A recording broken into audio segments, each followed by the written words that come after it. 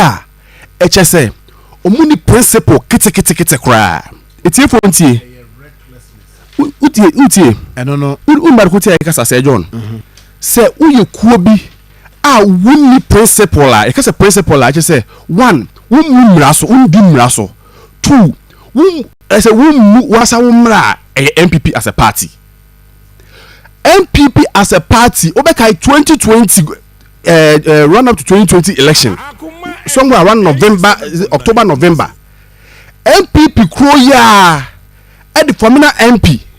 can say honorable Sergio Kamidi former MP MPP former MP Siama lawyer Siama NPP kroya the lawyer Siama echo speaker of parliament then what say speaker say Michael Kwe Professor Michael Kwe say lawyer Siama and deserves to better parliament because they were across the carpet every MPP echo independent lawyer Siama ya pamoni free parliament and Guasia mudigu sawa pay and this is the same political party because Ghana constitution look at article 97 G and H say 97 say a member of parliament shall vacate his seat in parliament if he leaves the party of which he was a member at the time of his election to parliament to join another party or cease to remain in parliament as an independent member, or if he was elected a member of parliament as an independent candidate and joins a political party. And sa interpretation in Supreme Court provision Supreme Court sa provision when clear last for 2020 obia contest provision constitution ni mu no if we say yen nyina MPP na corona MPP party o constitution o say automatically every MPP mu ko independent automatically what of it will sit because say constitution be a political party be a wo ye bia no e wo say any constitution Ghana mam na ko main constitution Ghana constitution e say ene ye pen ko say e bu constitution we so ana say oni ko say etie constitution e kutami so enu ti MPP as a party among as a party constitution o say free MPP mu ko any other political party wa cross carpet o ko independent wa cross carpet enu ti automatically no wa konwa na say free unsem na say party mu ni principle say party no kro eni manu say mu de saade we edi ho si adoye say we free power party mu akojo movement for change mu de saade we edi na no hearing to say we free party mu akojo movement for change mu de several people mi na gizo mu de di no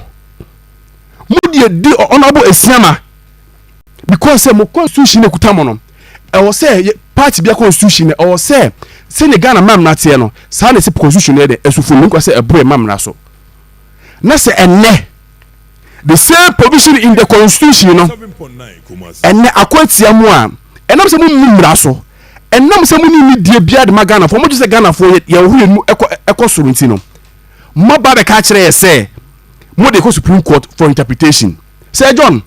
say Supreme Court obia sorry no ko de na asen ko Supreme Court say ko interpretation ko Supreme Court me come say John mutimi nya adwuma bia nso so asem ha wa be say John Supreme Court ka asem bia na ke sorry ya na ka office bia sorry ya asem a wo kana be menti asem ko Supreme Court for interpretation obia sorry ya asem a wo kana menti asem eko interpretation ye hold you asem ya kan Supreme Court they can never work.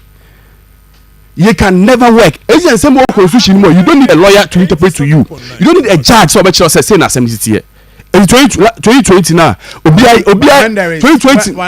is confusion. There is no confusion because there have been precedents. Say John, confusion in there. There have been precedents in 2020. Say MPP kroya. Omo say member panel for me na. Omo je kunye for the because we are independent. You Ghana and cause we be a political party in this here. Some members of parliament now speaker say omo vacate omo seat no and this year MP kan ho a ko independent on kan ho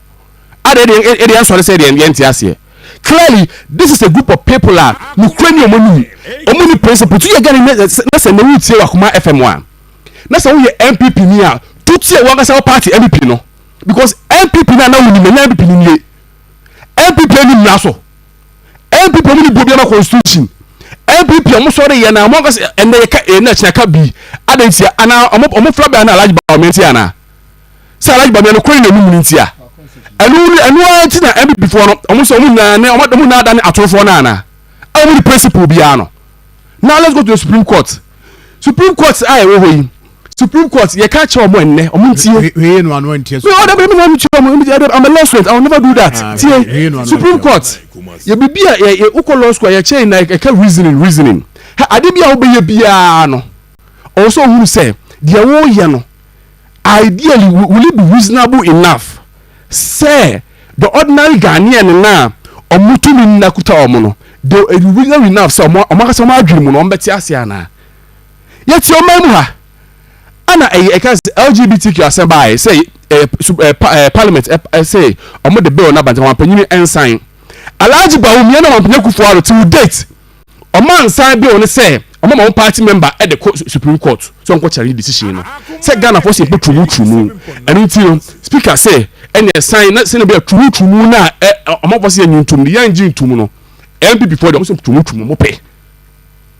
omo so trumu mo be atum and to the Supreme Court say the be president be sign na sa de yetwam na emba so Ghana ha no omo say da bi da omo ntiase eti omo say the Supreme Court yeti omo mo na sa Central Kofi Lelobi ne Apefu sa communities where they were denied voting for a member of parliament till date Supreme Court no only say sanko for no omo here representative for parliament ana na Supreme Court omo nim sa ade no Supreme Court nim say sanko for no representative of parliament asen no dey see here Supreme Court omo na mo ka che say people among for timamufo ehia representative of parliament no na omo say asen no for no man ka say dem ruling by say the man should Judge should vacate his seat na seat near vacant na say oto aba no so mo kire say e di clear you know oman ye timu a abanya owoso oni buo bia de magana fo odwen se Ghana fo nyina no se bitafra che se ye hu yenim kosuro se ye nasu nyesu se die nyu wo waka eni ye emra ye nam se ni ye ene wo se twa ho abeka se obesa beka che se bi wow ene che se muni principle bia na mo pamo ho sia do ye muni principle bia ana mo pamo na no hin ntomo muni principle bia ana mo pamo one party members am free wo call different can ekwo so ka be different party ana esi achina every before since se achina mo sa afanyo marking ekese okwo independent they will say afanyo marking na okwo independent until parliament no nyo munye aduma medasi mamema menua Fred Emremona